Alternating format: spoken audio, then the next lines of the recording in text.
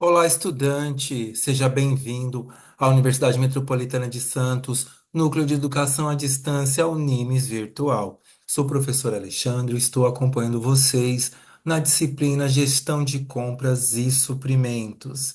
E nós estamos aqui porque a web aula ela é uma oportunidade para que professor e aluno possam se encontrar no mesmo espaço-tempo, ou seja, nesse espaço virtual neste tempo pré-agendado.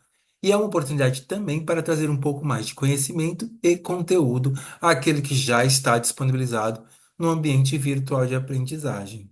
Mas entendemos que na modalidade de educação à distância, o aluno tem a autogestão do seu conhecimento.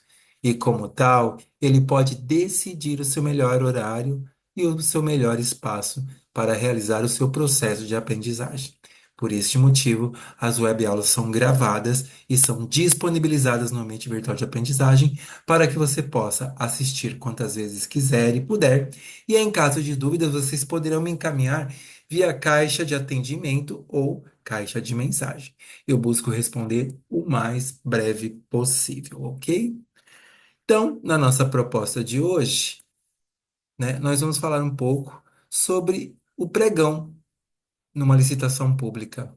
O pregão, ele se inicia por uma lei específica, a 10.520, e com a 14.133, ele é integrado à lei de licitação como uma modalidade de licitação. Vamos ver essa trajetória histórica do pregão e compreender o que que seria o pregão numa licitação pública? Não.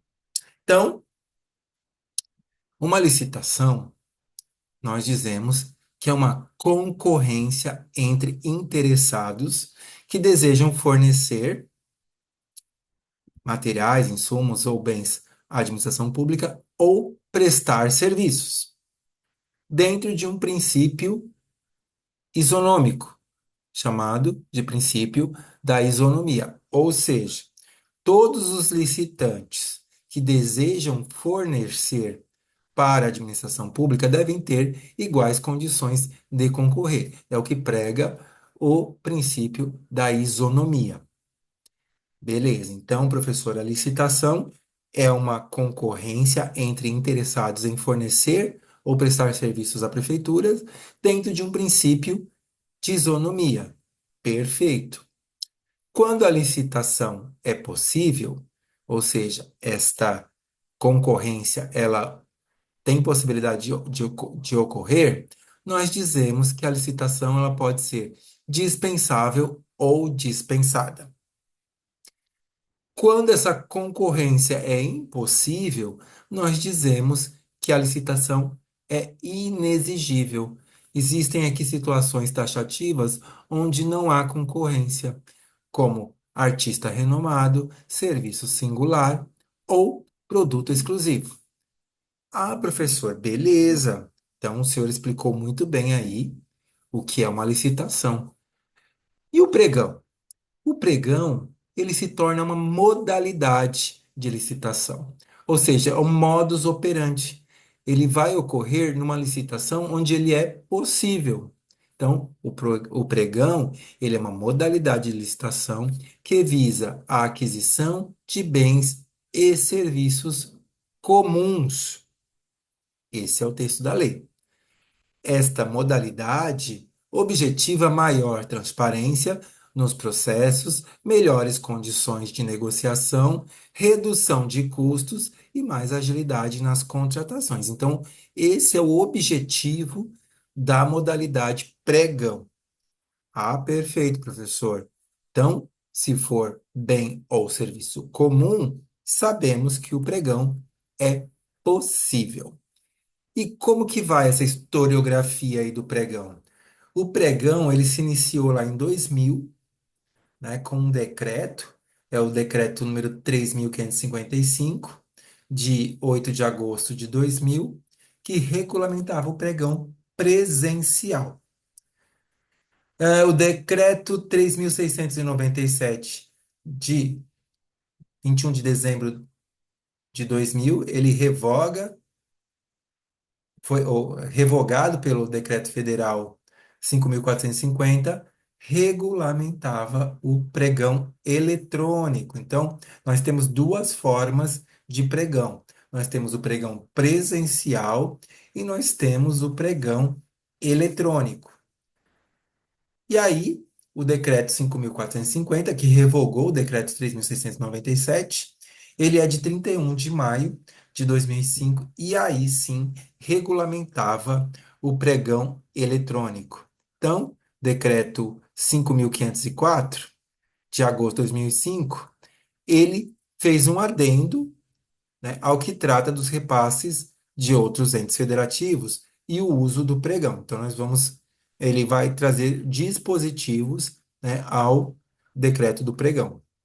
Então, essa seria a historiografia do pregão. Então, ele foi todo regulamentado por decreto, né, na forma presencial, tanto na forma eh, eletrônica, mas ele se torna legislação também. A legislação que institui o pregão, inicialmente, foi a Lei Federal número 10.520, de 17 de julho de 2002, instituindo assim o pregão no âmbito da União, dos estados, do Distrito Federal e dos municípios. E foi a conversão da medida provisória número 2026 de 2000. Então, há obrigatoriedade de licitar bens e serviços comuns por meio de pregão? Sim ou não? Nós entendemos que é uma forma de se agilizar o serviço, tá? Então, se for considerar bens ou serviços comuns, nós dizemos que o pregão ele vai auxiliar como modalidade no modus operandi. Por quê? Porque ele traz agilidade ao processo, tá? Então, utilizar o pregão é facultativo ou é obrigatório? A Lei 10.520, ela diz em seu artigo 1º, para a aquisição de bens ou serviços comuns, poderá ser adotada a licitação na modalidade pregão, que será regida pela lei. O decreto 5.450 ele já cria uma situação taxativa no caso do pregão eletrônico. Então, no caso da lei 10.520, né, ele falava o seguinte: poderá. Então, era facultativo. Já o decreto 5.450, no seu artigo 4º, ele fala o seguinte: nas licitações para aquisição de bens ou serviços comuns, será obrigatória a modalidade pregão, sendo preferencialmente a sua utilização na forma eletrônica. Então, o presencial, ele abre esse caráter facultativo e o decreto do pregão eletrônico, ele diz que se for na forma eletrônica, será obrigatória essa modalidade de pregão. Então, nós temos aqui, né, as condições para a realização do pregão. E aí, nós dizemos que o pregão ele é realizado para bens ou serviços comuns. Isso gera uma dúvida. O que seria bem ou serviços comuns? Então, nós trouxemos o conceito aqui de bens ou serviços comuns, né, conforme disposto na lei. Então, o artigo 1º, vou repetir aqui para vocês, para aquisição de bens ou serviços comuns, poderá ser adotada a licitação na modalidade pregão, que será regida pela lei. E o parágrafo único, ele diz o seguinte: consideram-se bens e serviços comuns para os fins e efeitos deste artigo aqueles cujos padrões de desempenho e qualidade possam ser objetivamente definidos pelo edital, por meio de especificações usuais no mercado. Então, se você consegue definir objetivamente um objeto, um material, um bem ou um serviço, você poderá utilizar o pregão. E ele é considerado um bem ou serviço comum. Dificuldades na interpretação de bens comuns. várias impugnações, que são, né, os vetos das licitações de pregões, ocorrem com o argumento de que os bens ou serviços apontados como comum não são dessa categoria. E aí gera uma controvérsia. Será que há um engano, um equívoco na interpretação de bem ou serviço comum? Então, ocorre que a justificativa se dá por um equívoco semântico que antagoniza o termo comum ao termo complexo. Ou seja, se não é complexo, é comum. Se não é comum, é complexo. Assim, os objetos, por serem complexos, não poderiam ser contratados na modalidade pregão. Mas não é bem assim. Por exemplo, programas de computador seriam produtos de alta complexidade e que não poderiam ser adquiridos por meio do pregão.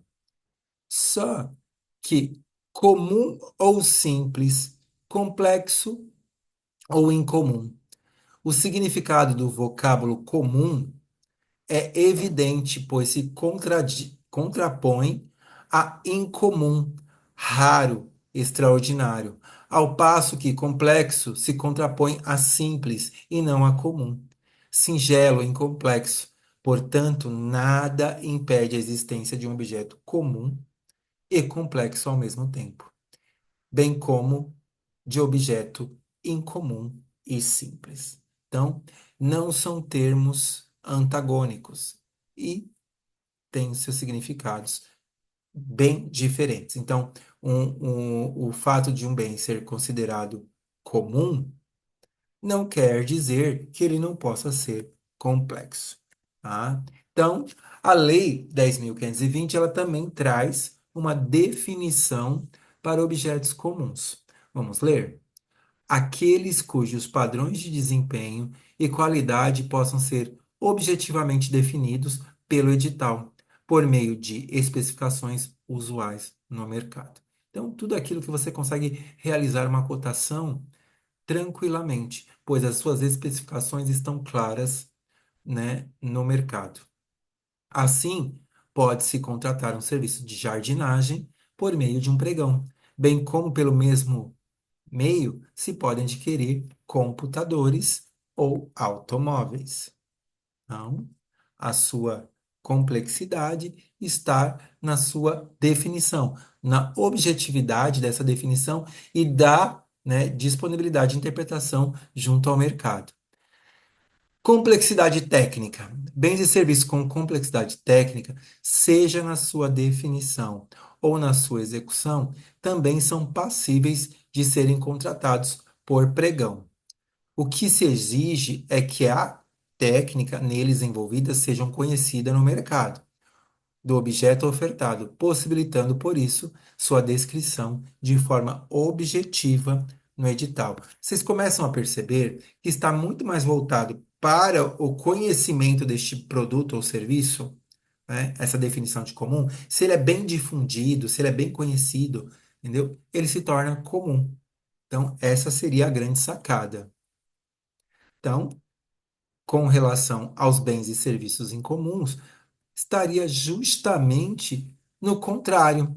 Todos os bens que não podem ser definidos, né, no instrumento convocatório, né, não poderão ser tratados pelo pregão. Ou seja, não precisam de especificações e análises técnicas mais profundas, bem como não se encontram arrolados, né, no anexo 2 do decreto 3.555.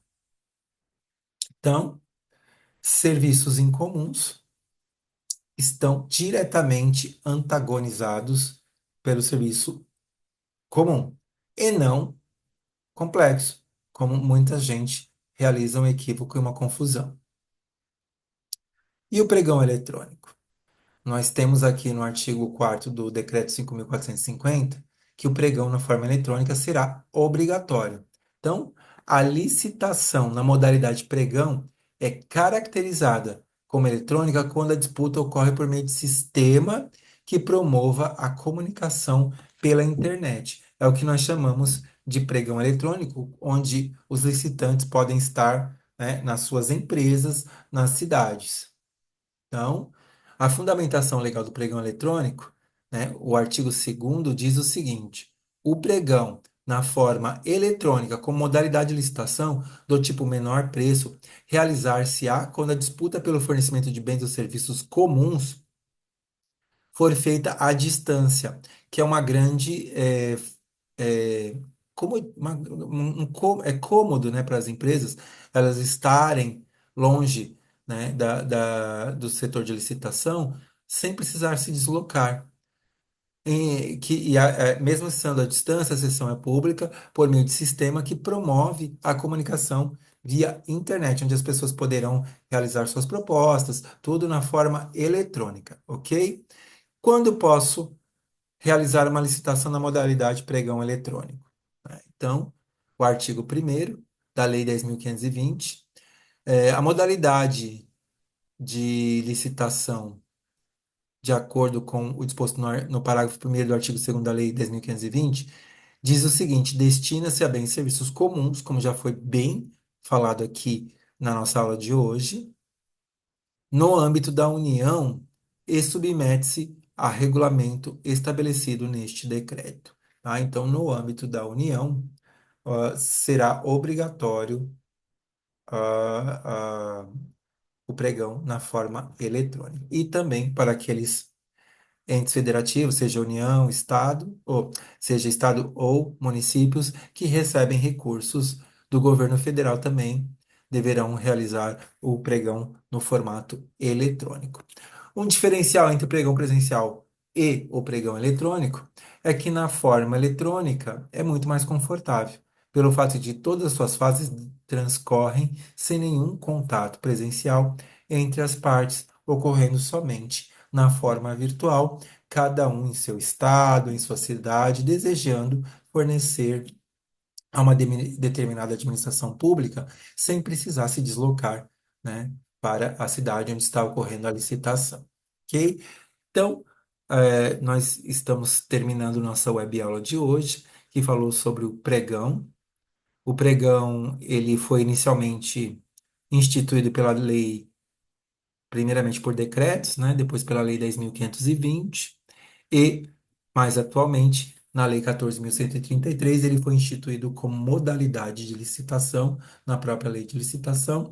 E o que mais o define é o fato de de ocorrer esta modalidade para aquisição de materiais, insumos, bens, investimento, né, considerados comuns ou prestação de serviços comuns. Lembrando que o fato de ser comum não o separa do fato do complexo, pois o contrário do comum é o incomum. Tá? Então, um bem pode ser comum e complexo, e ali poderá ser licitado pela modalidade pregão. A modalidade é o modus operandi, ou seja, é o rito processual. Então, por hora eu deixo aqui meus votos de gratidão a vocês. Esta web aula foi gravada e será disponibilizada no ambiente virtual de aprendizagem. Caso tenha restado dúvidas, vocês poderão me enviar via caixa de atendimento ou caixa de mensagem, ok? Um grande abraço, fiquem com Deus e até uma próxima.